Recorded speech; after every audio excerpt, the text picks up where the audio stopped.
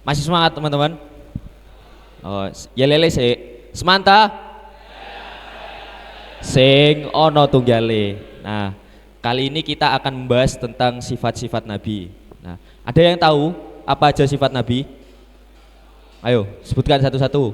Yang pertama, tablik, terus sidik, terus amanah, terus fatona. Nah, ada yang tahu nggak tablik itu sifat Nabi pengertiannya apa? Nah, sebelum masuk ke tablik, sidik, amanah dan fatona, kita akan membahas Nabi itu selain Nabi, ia juga seorang Rasul. Ada yang mengetahui nggak makna Rasul itu apa? Ayo, pakai mic, berpendapat, nggak apa-apa. Ya, monggo. Apa itu Rasul?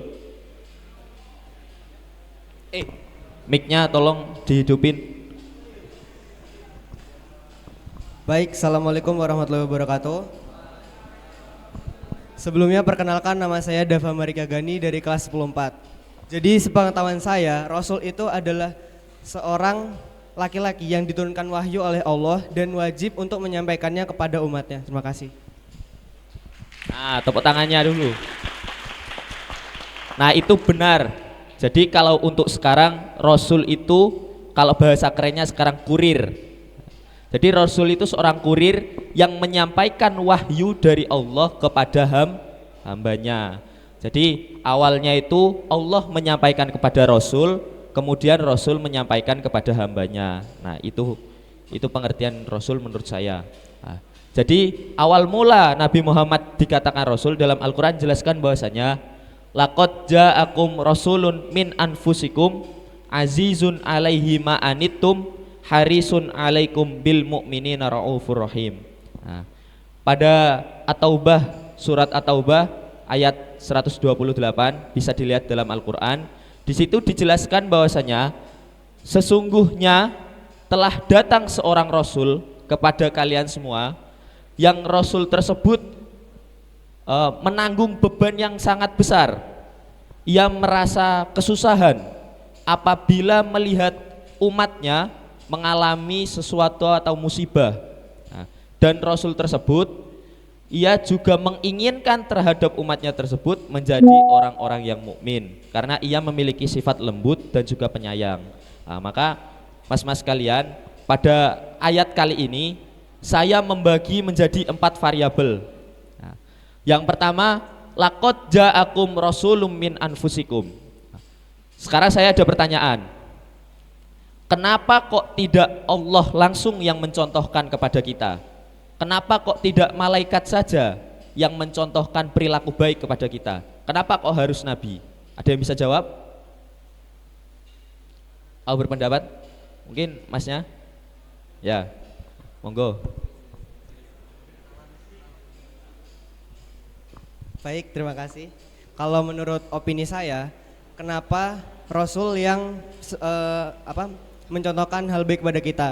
Karena Rasul sendiri adalah manusia sama seperti kita. Bedanya mereka memiliki mujizat dari Allah Subhanahu wa taala. Jadi sesama manusia mereka mencontohkan hal-hal yang baik pada kita sesama manusia. Terima kasih. Nah, itu benar sekali teman-teman. Jadi mengapa kok tidak Allah yang mencontohkan hal yang baik kepada kita? Karena Allah itu sang Khalik, sang pencipta. Kan sang pencipta itu tidak keterikatan ruang dan waktu. Ia tidak memiliki keterbatasan. Sedangkan kita adalah makhluk yang memiliki keterbatasan, entah dari segi waktu serta tempat. Nah, begitu juga malaikat. Malaikat itu tidak keterbatasan waktu dan tempatnya. Ia tidak makan, tidak tidur. Nah, sedangkan manusia, kita butuh makan, kita juga butuh tidur. Makanya banyak yang tidur tadi. Nah, itu masnya di pojok, udah lelap. Nah, terus jadi masnya itu jawabannya benar sekali. Nah, pada ayat kali ini dijelaskan bahwasanya laqad ja'akum rasulun min anfusikum. Telah datang seorang rasul yang dimana rasul tersebut bagian dari kita. yang dimaksud bagian dari kita ini ialah dia itu sama-sama manusia. Nah, jadi kalau sama-sama manusia kan enak mencontohnya, nggak mungkin kita mencontoh Allah. Kan Allah itu tidak terbatas, dengan kita terbatas. Maka karena sama-sama manusia, tidak mungkin kita tidak bisa mencontohnya. Pasti kita bisa mencontohnya. Maka jawaban Mas tadi sangat benar. Di sini ada kata kunci, yaitu min anfusikum, dari sebagian kita semua. Nah, variabel yang kedua itu ialah azizun alaihi ma anittum. Nah, Rasul tersebut dikatakan azizun alaihi ma anittum. Nah, yaitu menanggung beban yang sangat berat.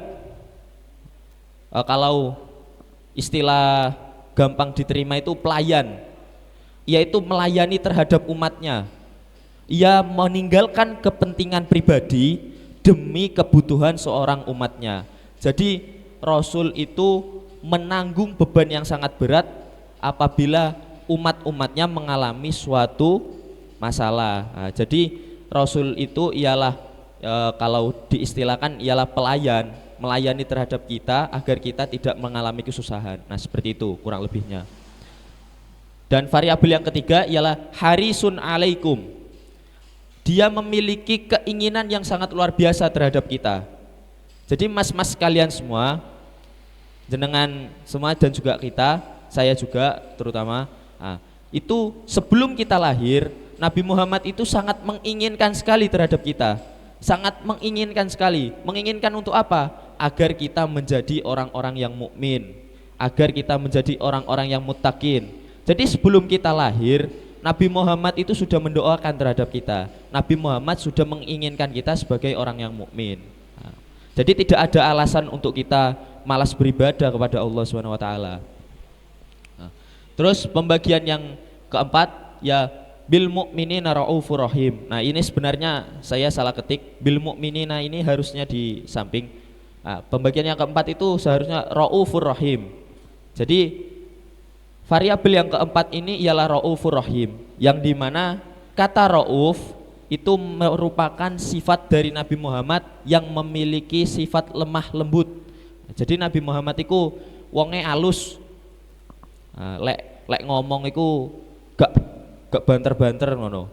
Jadi ngomong itu sopan, alus, ngehargai ning wong, jadi dhek dihargai pisan ngono. Nabi Muhammad itu selain memiliki sifat lemah lembut, ia juga memiliki sifat rohim. Sifat rohim itu kasih sayangnya gede. Dia memiliki rasa kasih sayang kepada umatnya. Bahkan sebelum umatnya lahir, umatnya selalu didoakan. Bahkan ketika sakaratul maut, ia berdoa kepada Allah agar rasa sakit yang diterima umatnya dikurangi. Nah, Masya Allah kan Nabi Muhammad ini. Nah, lanjut operator. Nah, masuk kepada materi yang tadi. Apa sih tablik, sidik, amanah dan fatonah itu? Nah, ada yang bisa jawab gak? Apa itu sifat tablik? Ayo, ada yang mau maju? Selain Mas Iki, di band wis Mas Iki maju tok. Ayo, ada yang mau maju? Ayo, berdiri Mas, gak apa-apa. Jangan malu, gak apa-apa, sama-sama manusia nih yuk. Ayo Mas.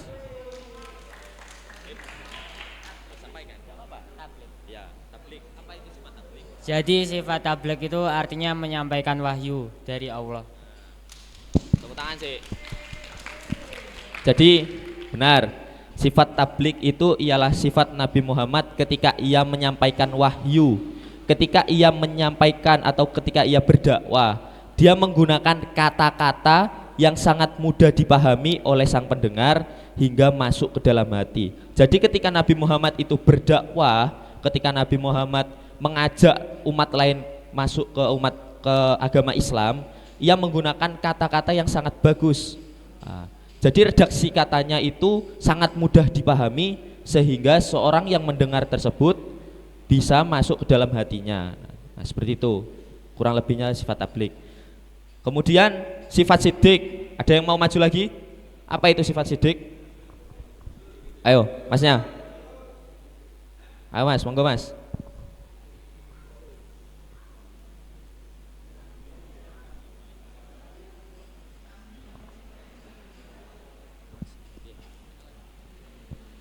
Assalamualaikum warahmatullahi wabarakatuh. Perkenalkan, nama saya Pramata Nabil Sugianto dari kelas 101. Jadi sidik itu merupakan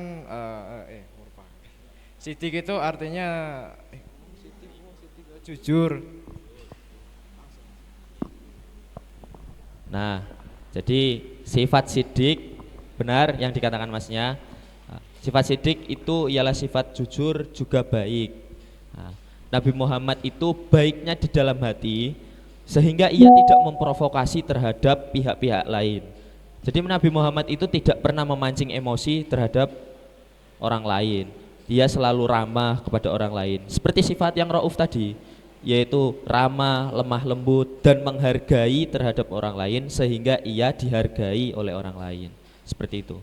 Lanjut, sifat amanah. Ada yang mau maju? Apa itu sifat amanah? Oke, monggo Mas. Weh, aktif arek Semanta yo. Ya lele Semanta. Jaya, jaya, jaya sing ono tunggale. Monggo Mas. Perkenalkan, saya Sultan Bagus Abkori dari 108. Amanah artinya dipercaya. Benar sekali. Jadi sifat amanah itu merupakan sifat yang dapat dipercaya oleh orang lain. Jadi Nabi Muhammad itu ia menjaga ucapan serta perilakunya agar ia dapat dipercaya oleh orang lain.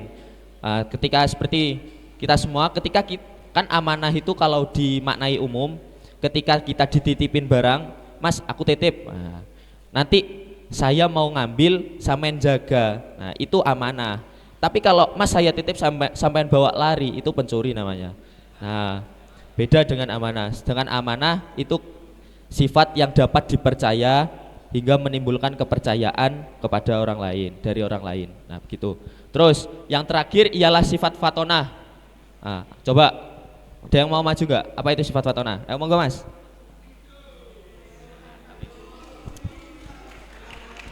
Perkenalkan, nama saya Rido dari kelas 103. Fatona itu artinya cerdas, pintar atau jenius. Tepuk tangan dulu. Nah, benar sekali. Jadi sifat fatonah ini ialah sifat intelektual yang tinggi. Jadi Nabi Muhammad itu meskipun ia tidak sekolah, kan gak sekolah biyen, gak ono sekolahan, tapi kok pinter. Nah, pertanyaannya seperti itu. Kenapa kok Nabi Muhammad itu memiliki intelektual yang tinggi serta memiliki kecerdasan yang di luar nalar? Nah, coba ada yang bisa jawab nggak? Kenapa kok Nabi Muhammad itu memiliki intelektual yang tinggi? Padahal ia tidak sekolah. Nah, coba ada yang bisa jawab?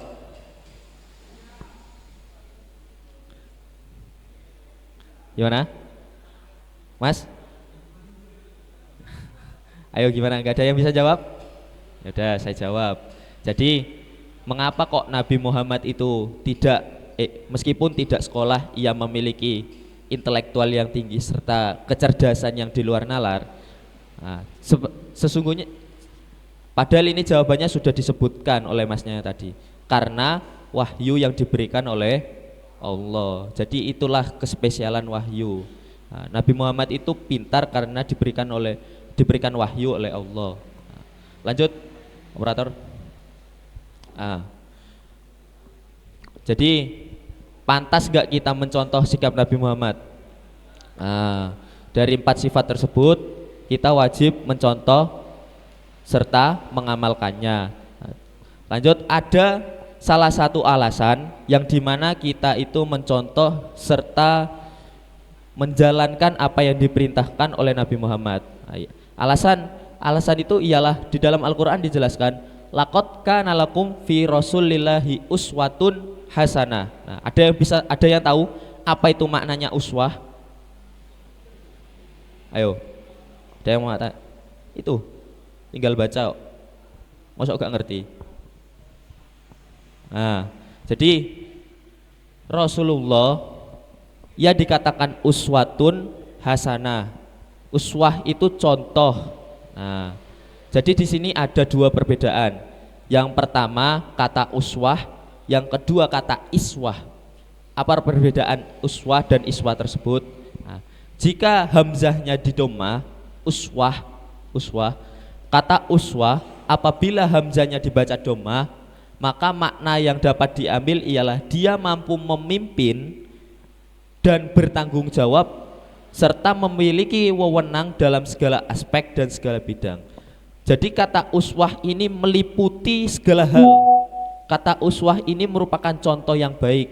Jadi Nabi Muhammad itu patut kita contoh karena ia adalah uswatun hasanah. Nah, terus apa perbedaannya dengan iswah? Kalau uswah tadi ia meliputi segala hal, sedangkan iswah itu ialah dia tidak hanya memimpin dan bertanggung jawab atas umatnya, akan tetapi dia juga mampu memberi contoh. Nah, di sini kata kuncinya kan, dia juga mampu memberi contoh. Maka pantas gak kita mencontoh Nabi? Pantas.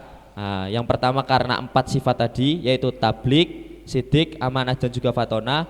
Yang kedua karena ia seorang uswatun hasanah.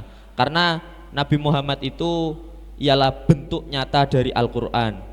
Karena khuluquhul Quran, ia bentuk fisik yang hidup. Bentuk Al-Quran hidup itu ialah Nabi Muhammad. Jadi ketika kita ingin melihat Al-Quran berjalan, sesungguhnya Al-Quran berjalan itu bukan orang yang menghafal, tetapi Al-Quran yang berjalan itu ialah Nabi Muhammad. Nah, kita kan nggak bisa lihat, soalnya Nabi Muhammad sudah wafat. Bagaimana kita bisa mencontohnya? Dengan mempelajari hadis-hadis serta mempelajari lek gak mondok ning kene yo gak iso melajari Al-Qur'an rek. Sekian dari saya. Wassalamualaikum warahmatullahi wabarakatuh. Ya saya terakhir. Semanta.